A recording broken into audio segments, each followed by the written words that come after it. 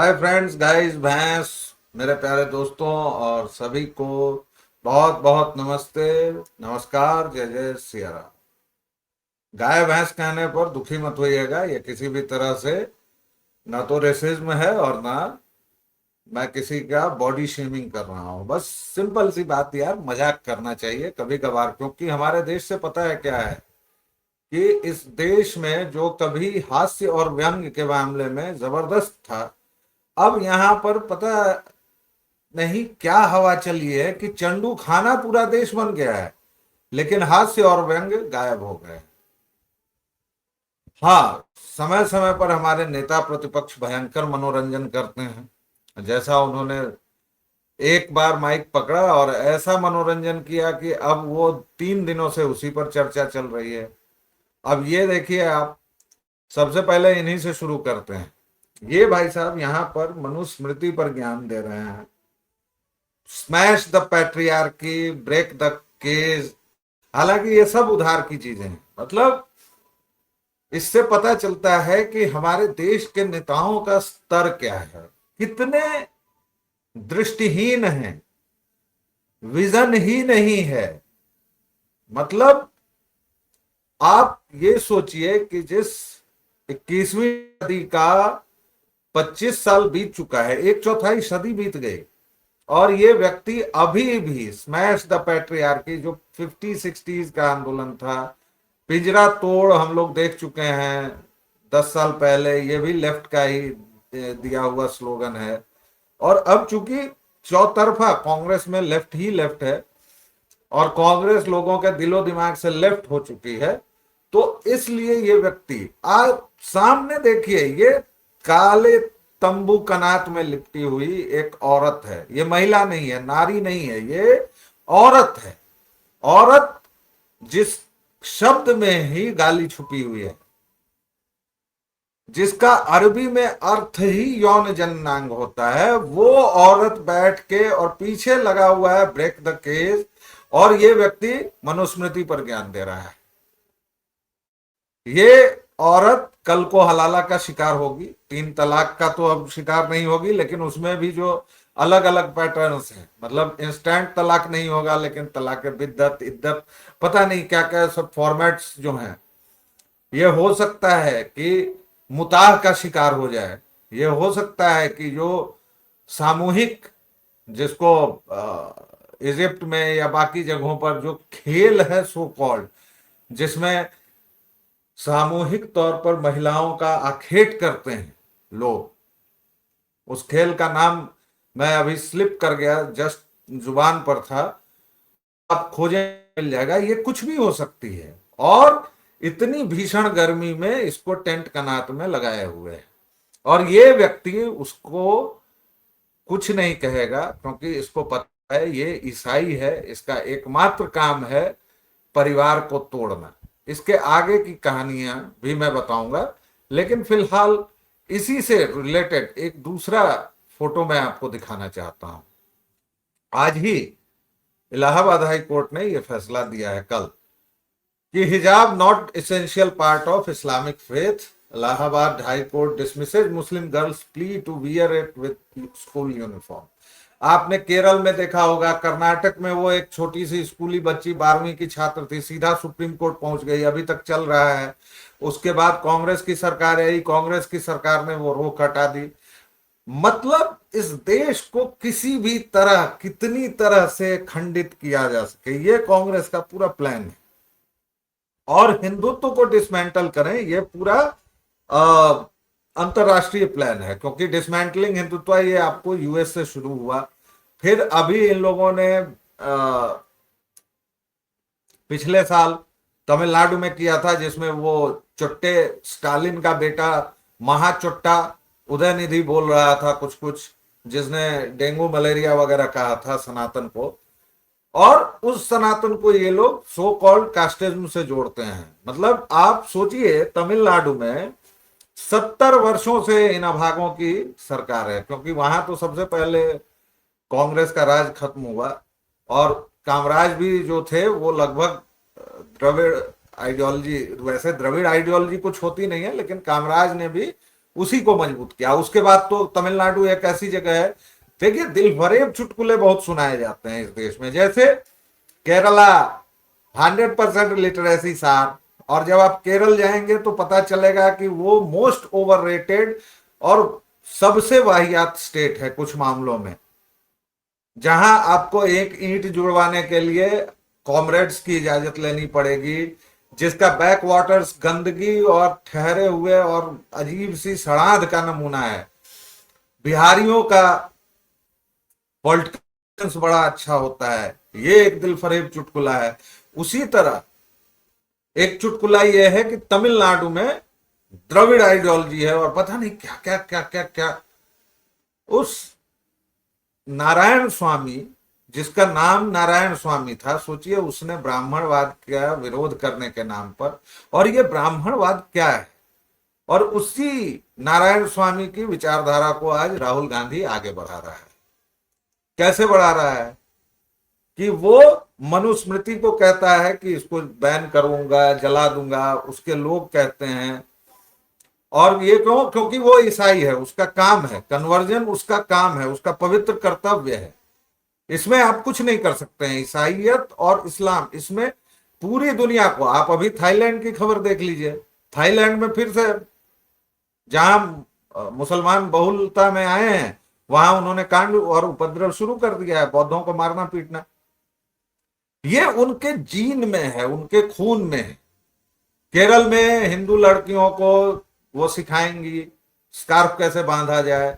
केरल में एक कॉलेज है जिसमें बाकायदा पर्दा बांध के पढ़ाया जाता है। ये सारी पिक्चर, सारे वीडियो सब हैं, लेकिन पैट्रियार्कल कौन है? मनुस्मृति है भाई।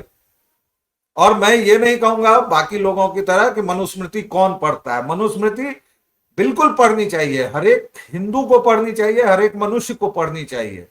उसके कुछ प्रक्षिप्त अंश हैं, उनको हटा सकते हैं, लेकिन मैं ये भी कहता हूं कि अगर कहा जाता है कि स्त्री को बाल्यावस्था में इसके संरक्षण में, इसमें पति के संरक्षण में, और मैंने पूरे विस्तार से बताया कि इसके अलावा, मैं तो उसको भी डिफेंड करता हूं। मनु महाराज से बड़ा क्रांतिकारी तत्वदर्शी कोई मुनि, कोई ऋषि कहां हुआ भाई? आपने पूरे परिवार को, पूरे जीवन को संस्थागत किया, संहिताबद्ध किया। याज्ञवल्क्य हो, मुनि हो, मनु हो, पराशर हो, गौतम हो, नारद हो, जो 18 संहिताएं हैं, स्मृतियां हैं। आप तो 1000 ईस्वी में तो आके आपने मैग्ना कार्टा साइन किया है साहब। उसके पहले तो आपको, और अभी भी मनुष्यता की आपको कहां पहचान है? लेकिन वही होता है कि चोर बोले जोर से। तो ये ईसाई और मुसलमान चूंकि खुद वायरस से पीड़ित हैं, जिसका नाम क्रिश्चियनिटी और इस्लाम है, मोहम्मदवाद है, ये सबसे वायल बीमारी से ग्रस्त हैं, जो जॉम्बीज बनाता है केवल और केवल।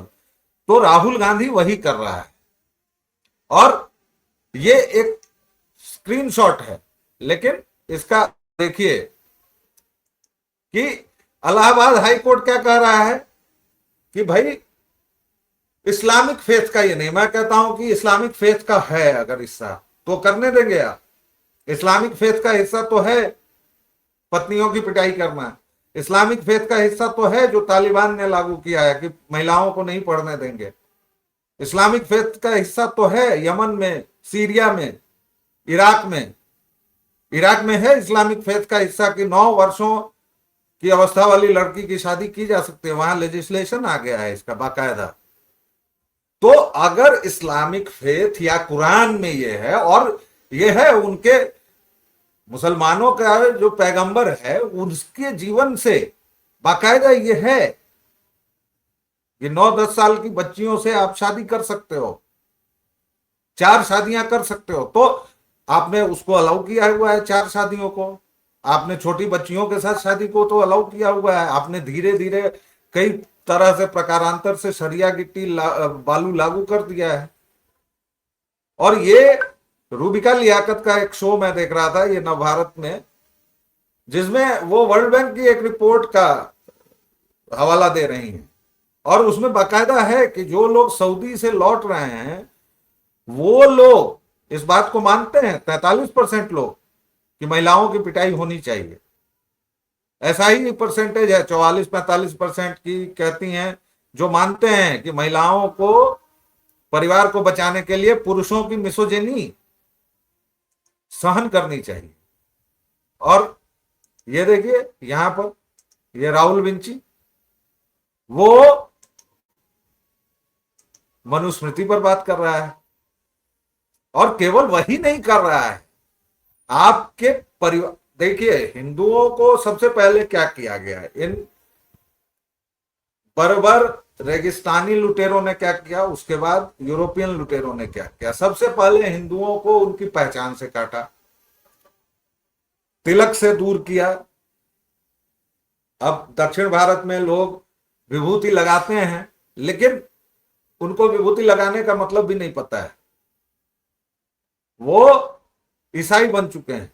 क्रिप्टो क्रिश्चियन तो लगभग सारे के सारे हैं। अब एस जगन रेड्डी है, उसका बाप क्रिप्टो क्रिश्चियन था। हमारे उपराष्ट्रपति नारायणन मरे तब पता चला कि आई दादा, ये आदमी तो क्रिश्चियन था। तो ये छुपाते भी हैं, इनको आरक्षण भी चाहिए।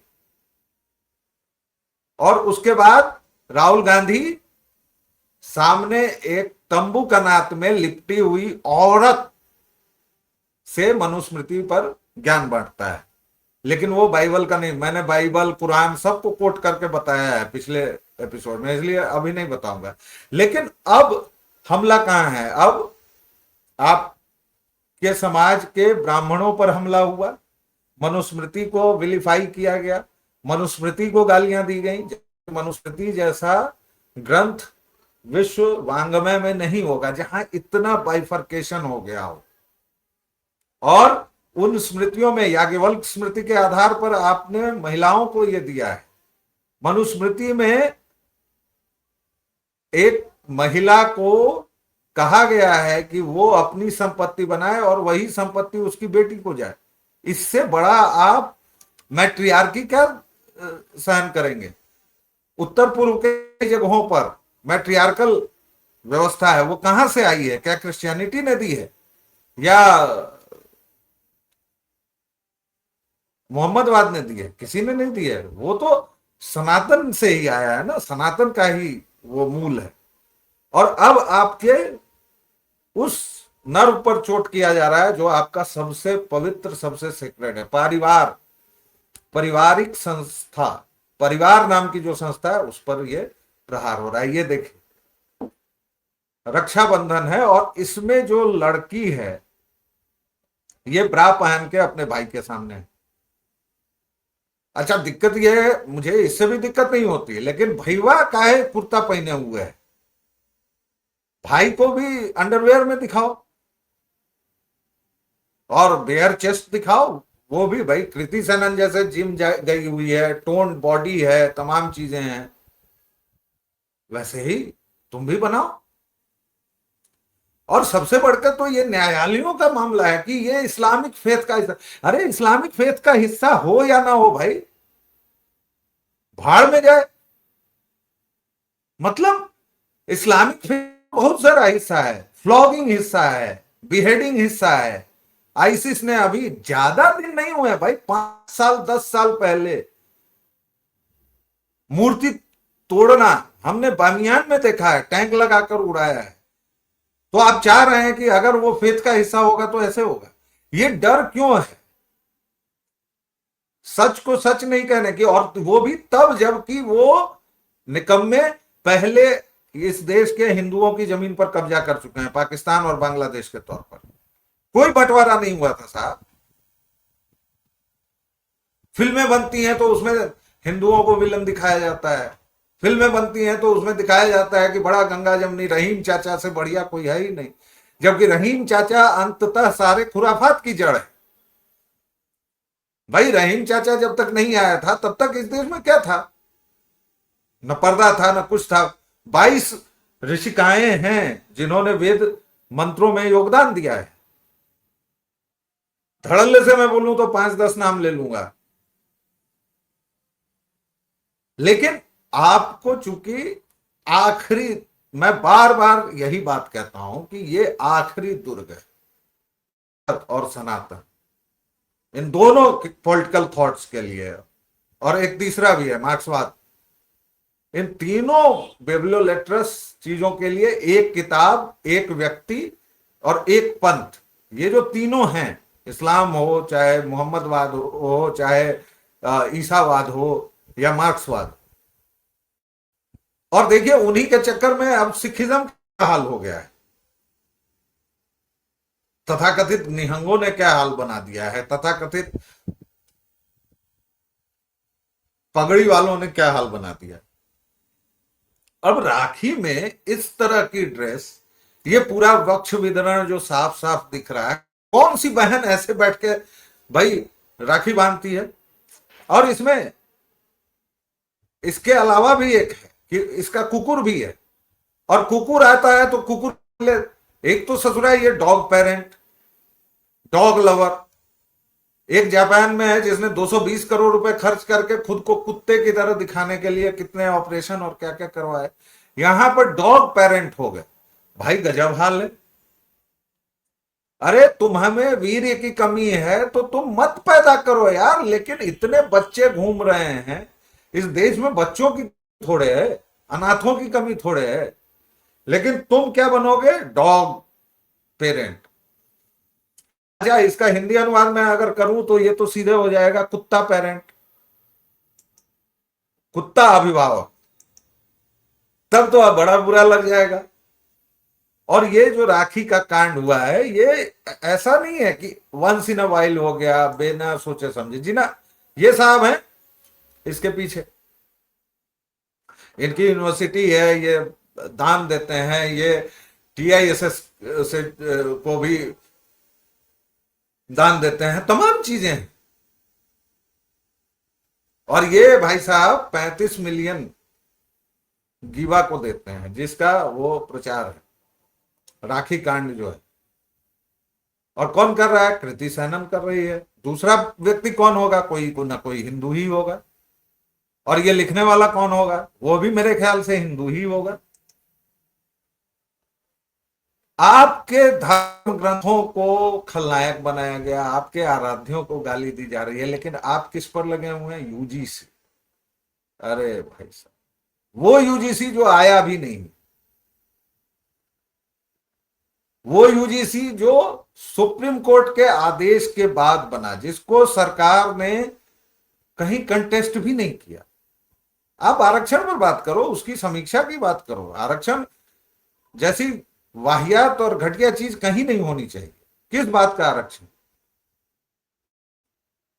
वो एक अलग वीडियो है, उस विषय पर एक अलग वीडियो करूंगा।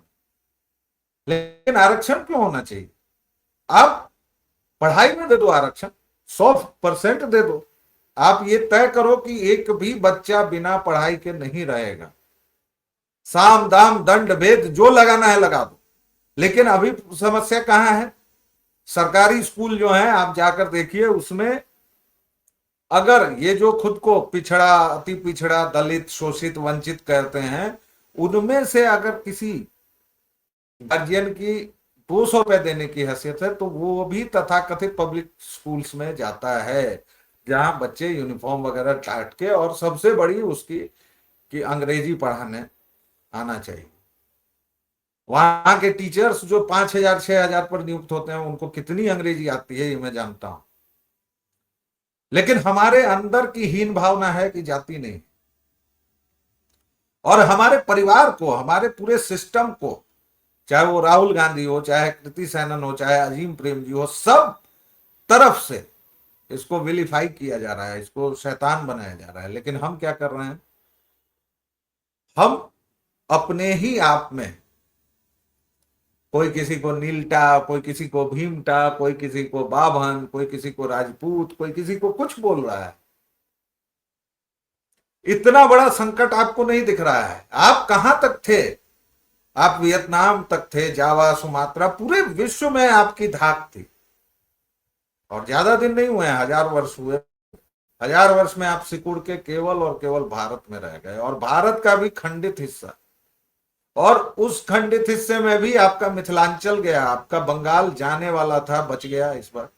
आपका केरल जा चुका है, तमिलनाडु जा चुका है,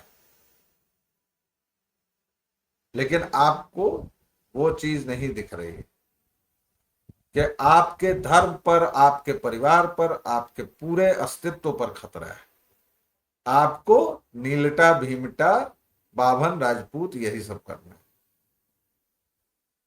तो जैसा कि मैं हमेशा कहता हूं, सोचिएगा इन मुद्दों पर। मैं कह रहा हूं इसलिए मान मत लीजिएगा, सोचिएगा जरूर। क्योंकि हमारे एक मित्र हैं आनंद जी, वो कहते हैं कि सोचने का पैसा तो लगता नहीं है। तो सोचिए, और अगर आपको ये वीडियो तनिक भी झकझोरने वाला लगा हो, तनिक भी लगे कि मैंने कुछ काम की बात की है, तो प्लीज इसको आगे बढ़ाइएगा। और बीच में कुछ व्यक्तिगत कारण थे कि कल कोई वीडियो नहीं कर पाया मैं, लेकिन मैं रेगुलर रहने की कोशिश करूंगा। दरअसल पिताश्री की तबीयत कुछ खराब है, और अगर आप टीम बनाते हैं तो हर एक चीज में जो धन की जरूरत पड़ती है, तमाम चीजें होती हैं। इसीलिए कई बार आप लोग शिकायत करते हैं कि आवाज की क्वालिटी ठीक नहीं है या ये, तो उसके लिए एडिटर की व्यवस्था करनी होगी, जो अभी नहीं कर पा रहा हूं मैं। जो है वो सब आप समझिए वन मैन आर्मी है, और हो जाएंगी व्यवस्थाएं, 2-3 महीने में सारी व्यवस्थाएं हो जाएंगी। आप लोगों का स्नेह और प्रेम बना रहेगा तो सब कुछ होगा। अभी के लिए इतना ही, अगले एपिसोड में फिर मिलेंगे, फिर बातचीत करेंगे। तब तक के लिए जय जय सिया राम, अस्ता ला विस्ता।